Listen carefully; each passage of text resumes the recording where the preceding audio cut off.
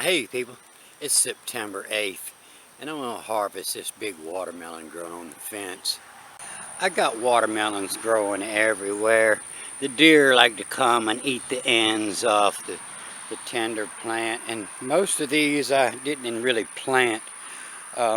After I ate watermelon, I would put the rinds out in the garden, and sometimes I would miss a seed and it come up, so I let it go because they like it. I originally just had 2 watermelons growing in this garden. I've been eating watermelon every day, but they're still producing good. They're hidden off in there. I must have got 10 watermelons from these 2 vines already. I'm sure I'm gonna get many more than 10 more. But it's just two plants that I had put in there at the beginning of the summer.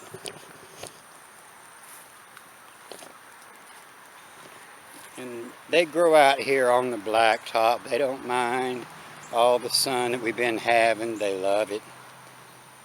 When they pop up, I put a board underneath them.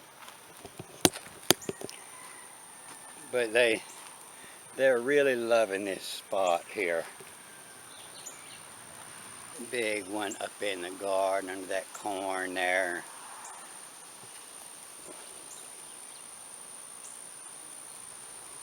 And that's just 2 plants just planted over there that they're growing over here too. If I don't have a board handy, I might throw some broken pottery underneath it.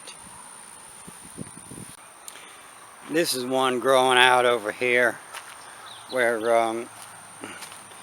I tried to fertilize my potato bed and the watermelon dominated. It's coming on out, and like it's gonna produce some watermelons in here.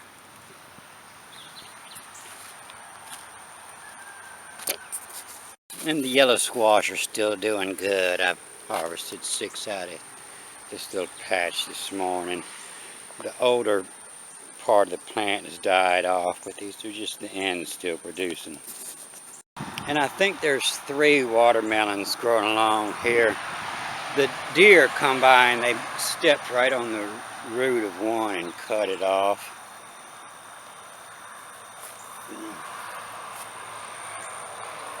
And here's a smaller one growing here. There's a large one. And I believe this is producing that big watermelon on the back side of the fence.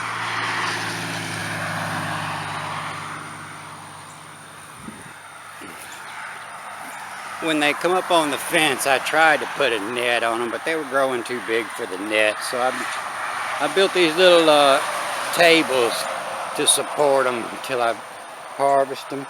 And I'm waiting for some rain to come to knock down some of these mayflowers, passion fruit. And you see this bug all over it, and this is eating the passion fruit. And this makes a pretty butterfly of the same color. And it looks like these infant squash bugs are liking that. So it looked like this watermelon, he's getting pretty big. He might want to pull the fence down. And so it's time to go. I clipped this net off when it was just getting too tight and deforming. And before you cut your watermelons, look for this little stem here on both sides of the watermelon. You want to make sure it's dried up, and the one that's coming from across the watermelon. Give it the thump test.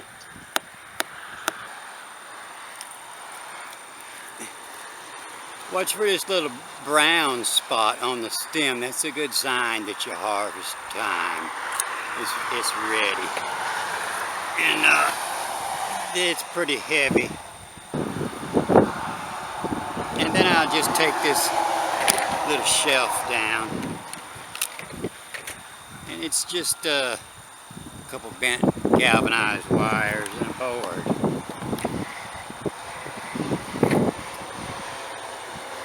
And I'm gonna go set watermelon on a table, and I'll put it in the refrigerator later. And it's probably gonna be overripe, I'm guessing. It got fat, got a butt shape to it. But I'll put it in the refrigerator tomorrow, and I'll cut it the next day. So this is what this morning's harvest looks like. And I've been feeling a lot better since I've been eating out the garden this summer. So I haven't been reading as much. I've been more active. I had to pull the roof off and rewire my place where the copper thieves had stolen all the ends. And an AC went out in the truck. The bearing went out. I couldn't drive, so I had to replace my AC system. Been real busy. And so while I was rewiring, I decided I needed some lights out here in this screen room. And I found these on eBay. And it's a 16-foot long strip. And you can cut it every 10 centimeters. There's a mark here. And you could solder some wires on there, and you could make a bunch of small lights out of this. But they say it's 9,000 lumens, real bright. You don't need a box or anything for it. It'll plug right up to the 120 volt. And it's fairly bright. And so it comes 16 foot, so I used 15 foot of it. I cut off here.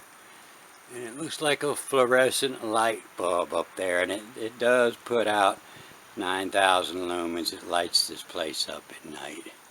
You just peel this blue tape off the back of it and stick it directly to, and put your 120 volts to that, and the black is the white and the red is the black.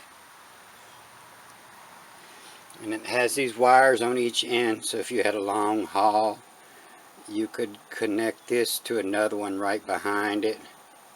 Or you can cut it in half and make 2 different lights out of it. Or you can cut it in 10 pieces, you know, and solder some wires on these little ends here.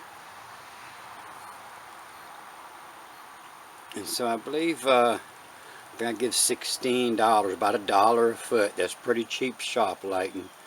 I just want to test it out, and I'm going to order a couple more to light my shop up so I can get some work done in there.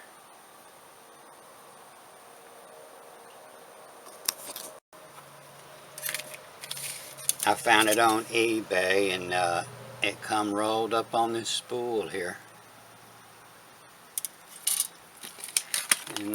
And all this information here.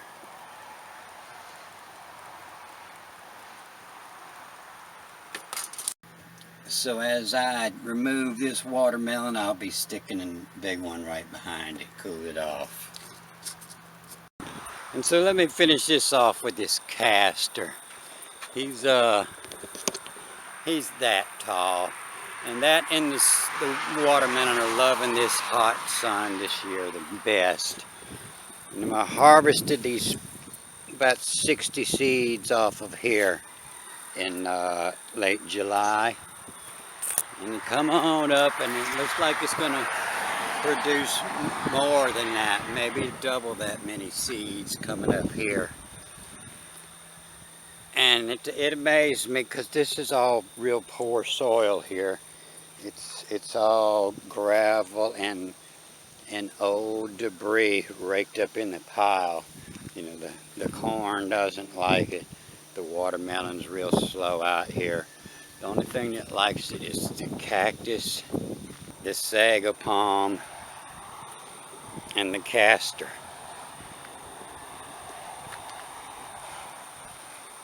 And I have to say that this citrus is doing good in it too, because this all froze back this year. So this is 4.5 foot of new growth on it here this year.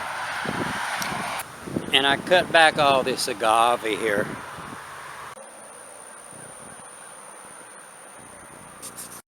I pulled all these small Or I pulled most of these small ones up and pawed them, clear some off the road. My lizards, I have a lot of small ones this year. I noticed that all my big ones was fat. They all bred. I have a lot of lizards this year. I've been kept them chickens out. And I noticed this popped up. I don't remember if I planted this seed here on this hill, but this is where I first planted this. It's 25 years ago. And I think this is the old style I had. I could tell by the leaves are redder. And so best chances are that this is a little bit different from that one.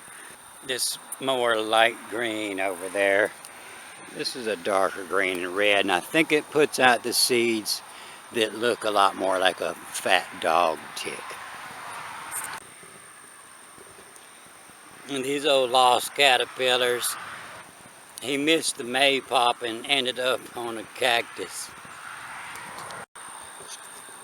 But they have showed up here at the beginning of September. And you can see how that's all munched down. That was all the caterpillars did that. They look spiny and scary, but they're a really pretty butterfly. And they don't damage anything else, so I let them have at it. Because when these start to drop, there's no way I can eat all of them anyway. I've worked real hard this year just pulling them all where they're coming up wherever they want. And I've had a serious problem with a coon tearing up my raised beds.